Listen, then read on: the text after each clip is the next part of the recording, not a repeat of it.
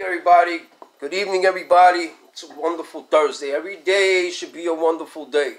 Every day should be a great day. Now there's many issues going around. No matter how great the day is, there are still issues, and people need to start caring, and people need to start waking up with what's going on in the world. And it's getting dangerous again. Jews are being lashed everywhere. Jews are being assaulted everywhere. We hear words like dirty Jews, go back to the gas chambers, Hitler didn't kill enough of you. We have politicians, Jewish politicians, liberals, and on both sides, we have people, anti-Semitism all around, anti-Israel. Here's a little bit something in this book. Once again, great read, Security of the Land of Israel. This is everything that the Rebbe says, and we should follow. You know, so far everything that the Rebbe does and did continuously comes true and continuously comes into fruition. So I just want to get right into it. And here it is. Cowardly Jews who cause suffering for fear of offending Gentiles. Now, Gentiles do not take that as an offense. Gentile just means non-Jew. That's the meaning of the word, Gentile, non-Jew. So at the time of a horrendous Holocaust, the United States had the opportunity to blow up railroad tracks and thereby stop or at least minimize the journeys of the trains to the death camps. There were Jews who knew about what was happening and put pressure on the U.S. president at the time, who was Roosevelt, to give the instructions to do so. There were Jews that were fighting for the Jews of the Holocaust. They were asking the president that they knew the plan, and they told him, let's do it. Let's make it happen.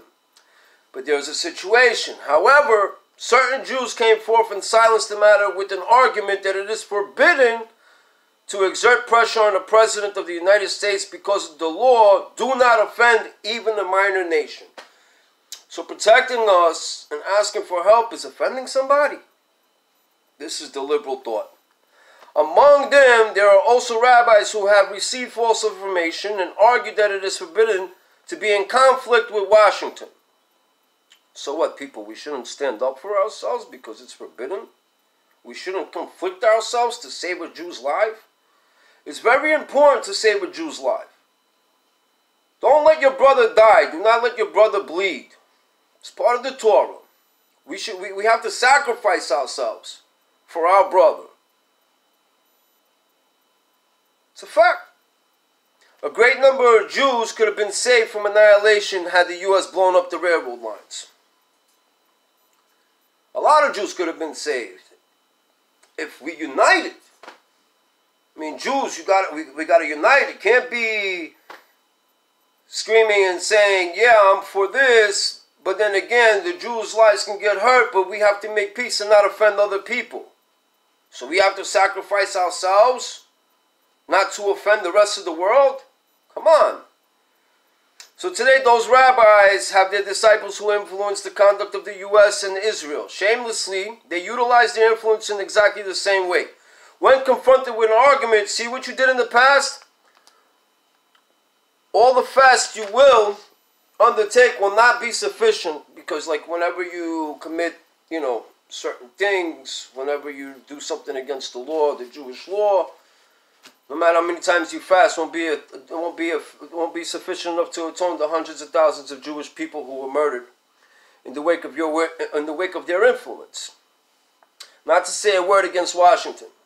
At that time, their influence was not to speak up, and they held their mouths shut when we should be fighting for Jews. As you can see, everybody else is protesting, and they're fighting for their rights, but for a Jewish life, we shouldn't fight. That's horrible. Okay, that's horrible. So Jews wake up, because the same thing is happening today. And what happens? When all these Jews don't speak up for Jews and try to impress the rest of the nations, like right now they want to defend Palestine or Philistine, because it's fake. Political correctness, again, doesn't work with me. And it shouldn't work with the rest of you guys. But they influenced, and they said we shouldn't speak a word against Washington of what's going on. And many, many more Jews died in the Holocaust, tragically. at least today, take a seat back. Not only do they not notice of this argument, but on the contrary, they continue to play the role. Your destroyers and they continue playing the role of your destroyers and annihilators will come forth from among you, the Jewish people. Okay, Isaiah 39:17. We find ourselves at this time of war preparations. There is no time to influence or educate the timid ones to stop being fearful and weak-hearted. That's what it is. When you're fearful and weak-hearted, you do whatever you can do to impress the other people. Instead of fighting for what's right for you. Instead of fighting for what's right for your brother. We cannot even be certain that we will succeed. Because even to tell him that there's a result of previous actions will not help. Therefore, what can be expected from him now is to go home and resign from his responsibilities. This is a clear ruling of the code of the Jewish law. To our pain, all necessary conditions enumerated that there exist now. Go out to war fully armed to protect all locations whereby the land can easily be conquered. Right now we have a situation in Crown Heights. Nobody's patrolling, nobody's watching. And thugs feel, oh man, it's easy to do something. It's not that they're doing it because they want to rob you for your money. It's they're doing it because they want to clown around and they know they can take advantage. It's being bullies. We have bullies running around in Crown Heights and picking on the weak. And picking on the weak. It's time for us to take a stand and step up for Crown Heights. And step up in every other neighborhood. Step up your patrols, people. Yes, we have the shoremen, and they get called. They do a wonderful job. These guys do great work. But there's not enough of us patrolling the streets where people are alone. If there's other faces around and the streets are a little bit more populated and the streets are being watched, if we had patrols going around the blocks, at least for 2 hours in the night, 2 hours in the middle of the day, patrolling around the borders of all Jewish neighborhoods, there will be less crimes committed because nobody's going to want to do anything in public. Right now we have an advantage of the public eye. Everybody has a camera, so nobody's going to want to get locked up. Nobody's going to do anything stupid if they're going to get caught, which most people take the chance because they don't realize that there's cameras looking around everywhere. So now, back to this. This conduct is demanded where the danger is no more than faint possibility. Certainly in our situation of a certain threat of life. There are Jews today, certainly one Jew who's afraid of the nations. He is used to receiving honors from them and has come to a conclusion that the ultimate state of perfection for him in this world is that they should say that he is a good man. Try not to impress anybody. You're not impressible because you're only going against your own Jews. For this he is prepared to endanger the Jewish people because he wants to say that he was a good man. Bernie Sanders. You make yourself think you're a good man for what you're doing. It's not good. Now it's not the time to educate him, since every moment that the borders are not being settled, the Jewish people are being endangered. May God protect us. It is possible to settle the borders in a very short time. In a moment, the situation demands action. The army is prepared to move in, yet he won't permit it because of his fear. A person like this must resign. If you fear to protect your people, you shouldn't be in a high position. You shouldn't be making decisions whatsoever. You should just step back and let somebody that has the fear and the love of God inside of him and knows the Torah to take over and step up in the right place. Whoever is concerned for life of even one Jew must do all in his power that all the borders be settled. Now, even if Jews are abroad, whether it's in Israel or whether it's where we're at now, we have to protect our borders. I mean, back in the day, if you saw, I don't know how many of you grew up in the 80s, in the 90s, but if you walked into a neighborhood and nobody knew you, you were questioned who you are, or you got jumped. In every neighborhood, from Coney Island, or from the Bay Ridge, from Bensonhurst, if nobody knew who you were, you got stepped up to. These days, we just allow thugs to walk through our hood, and we keep our head down, You got people screaming, you filthy Jew. You got people screaming, you dirty Jew. How do we stop this? Stop fearing. People got to stop being afraid. Fear only God. God will always have your back. I mean, think about the Maccabees during Hanukkah, with Hanukkah coming around right now. When the Greeks came and they put pressure on us and told us it's logic, and told us to stop making brizzes, and told us to stop praying and stop doing godly things and stop reading the Torah, where they wanted to annihilate our religious beliefs all the way in our faith. Know that God is there. Know that God is with you. It's very important. Again, for those that want this book, please PM me. We got this book on sale at $10 a pop. It's an amazing read, and trust me, it will build your confidence. It will build your confidence, and you can teach. You can teach the other Jews not to fear. Because right now, Jews are fearing for their lives. Like, I spoke to many people know what's going on in Crown Heights. And it's like right now we're putting out signs, make Crown Heights safe again. Why do we have to make something safe again? Let it be safe. We should always feel safe wherever we go.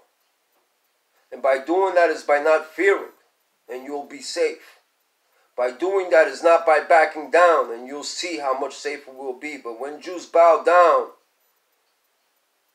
and they bow down because of fear, or they bow down because they want to impress somebody, so somebody doesn't say, oh, this is a bad Jew, you make yourself look worse, and you make a lot of other Jews worse. Our problem, that Jews are getting attacked in Crown Heights all the time and all the rest around the world, is because Jews don't stand up for themselves, and it's not a good thing. I understand most of the Jews that I met, that I see, a lot of these people just grew up in yeshivas, non-violence. They have no clue what raising their hands is. These kids are good kids. They're a bunch of, chassids. They learn all day. And they don't know how to raise their hands. Like, you go like this to them, they jump automatically. You go with their hand, you swing your hand by accident and they jump. God forbid that, you should make any Jew jump or feel threatened as Jews. But still, you should have no fear. When you live with no fear, there will be no problem. Only fear of God. We Jews have to learn how to unite together because, I know I continuously repeat this because it needs to be continually repeated. That we all need to get along. That we all need to unite. That we not should be against Jews and we shouldn't be against each other to impress other people. We have to stop being non-believers, and we have to start knowing the power of God and knowing that His blessings continually exist around us, that His hand, that His protection is always around us. But He gives us lessons every time, because when we always fear everything else around us, then you see God's hand in a different play. He shows examples. He's going to push us to the wall. He's going to put our backs up against the wall until we start to stand up. So Jews, it's about time we all got together and stand up. Stand up.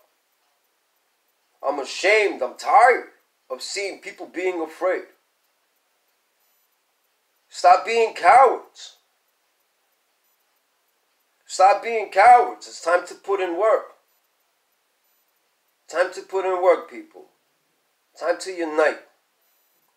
Or otherwise, it's just going to be more annihilation, because everything that's going on in the world, anti-Israel, anti-Zionism, it's all just a political correct word to hate the Jews. Our behaviors also, our mentality, is what we need to always refine. It's ourselves that we need to refine in every point, in every aspect. In every aspect. Everybody have a wonderful evening. Tomorrow I'll give over a little bit of the Torah portion of this week's Torah. It's a wonderful portion about Yaakov and the 12 tribes start. And we survived through everything. Everything. And we will live forever. But you guys got to just stand up if you want to see less violence happening over here. Because the violence, it's horrible. Step up, man.